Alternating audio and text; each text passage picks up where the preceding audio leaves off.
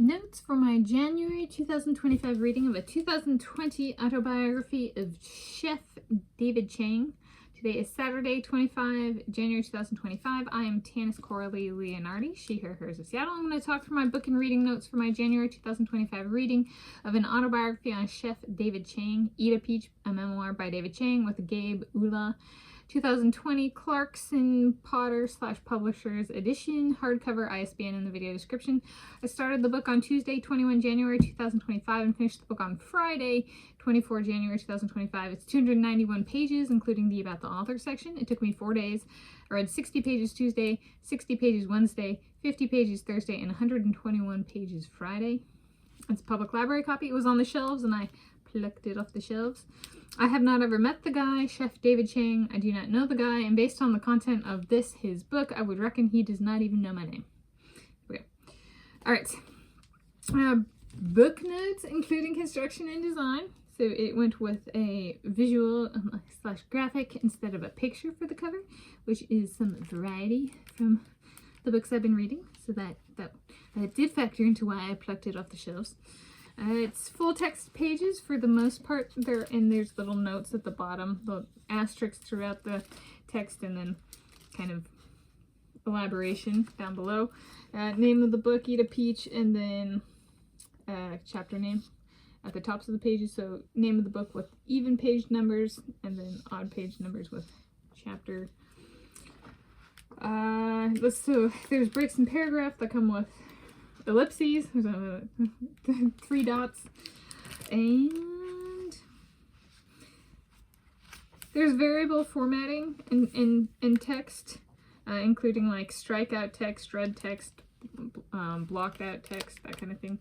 And this is what the beginning of the chapter looks. He is an adamant supporter of sandbagging. That's actually represent. It's even he has what puts together rules for being a chef. Let's see. Yeah. And one of them is even dedicated to sandbagging. So it's like a very proudly proclaimed sandbagger. There we go. Is there pictures? I don't think so. Oh, in addition to there being chapters, there's parts. This is like part 2. But no pictures. And no pictures. Okay. All right. Reading notes. Does the book fall into my fine dining project / playlist? Well, the author does take jabs at the Food Network, Top Chef, and Guy Fieri's hair. So yes. Though I went to Italian cooking school, Blue Ribbon Cooking School here in Seattle, so on Lake Union in Seattle, back when I was in high school, approximately 2000. What did we end up? 2007, 2008. Yeah, so it was and I had a chef jacket, and that was something that was like, thought about then, was like fine dining, and I was like, but I love Guy Fieri, I watched Diners, Drive-Ins, and Dives. Was that out then? I introduced that to my family, and we like it. So I was like, certainly stuck up enough for it to be fine dining in that stereo stuck up kind of type. So yes. And the person is a chef. So Chef David Chang is a chef in New York City, and it kind of tells his journey with a with, right? And wait, do I have it better? With a with of kind of some of his business endeavors, not all of them. And I think it does a really great job of highlighting different components that being into a chef. Such as and the importance of documentation, such as he includes some written communications from like a service, and it's just like notes from the service, and it'll be they're rolling out a recipe or something, or trying something, and it'll be notes on the recipe. Right? His recipe development is if they roll something out, well, then where is the feedback, and how are we saving the feedback on like what the dish was like? Right. So it kind of he does a good job of kind of underscoring the importance there. Maybe not underscoring the text, but kind of putting an emphasis on the importance of written communication. I will say it's pretty common for autobiographies to do that, and so I did kind of wonder if it's insecurity, like with their own abilities to write a book, like they feel they have to justify it to the reader, and so in that sense, a case could be made for it being a little bit of a waste of space. However, he's kind of common in taking that approach.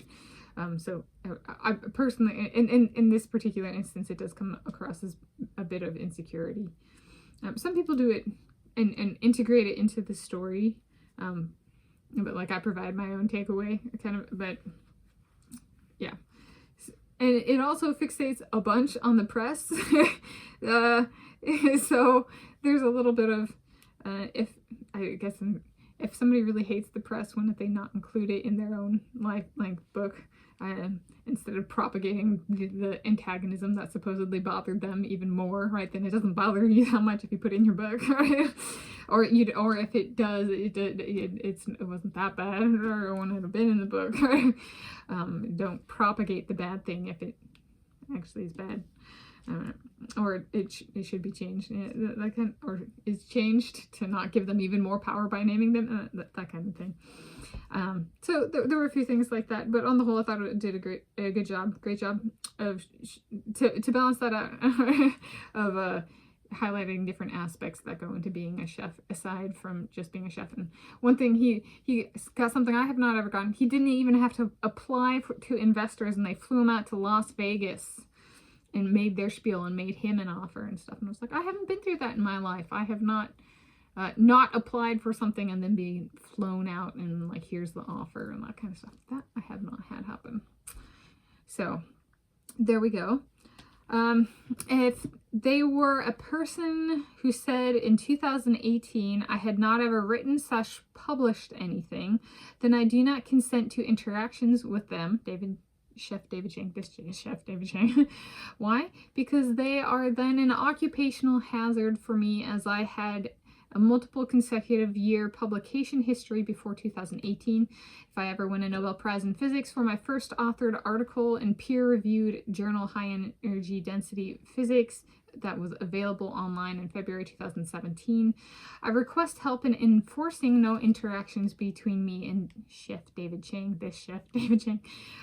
There should be no problem with him, Chef David Chang, this Chef David Chang. There should be no problem with him, as he expressed repeatedly throughout the book that he hates non-Asians with a special hatred of people of European ancestry. As I am of both North American original people ancestry, Native American, and of European original people ancestry, then he really hates me. He then really hates me. So no interactions with me should be no problem for him then. So racism, discrimination, and harassment against people of European ancestry and Native Americans, and you're Native Americans like me, is present throughout the book. In conclusion, I marked full book number 6 for me for the 2025 year, and I'll give it 3 out of 5 stars. He really talked in this book. Was it bribery to the reader? Give it a 3-star review. He really puts emphasis on how much he absolutely adores a particular 3-star review. And I was like, so I should dock you 2 stars for racism against the original peoples of North America instead of 1. Great idea. So yeah. He even makes a plea for the 3 and out of 2, so he'll be happy with the 3 out of 5. Anything higher, he just wanted a 3. So there you go.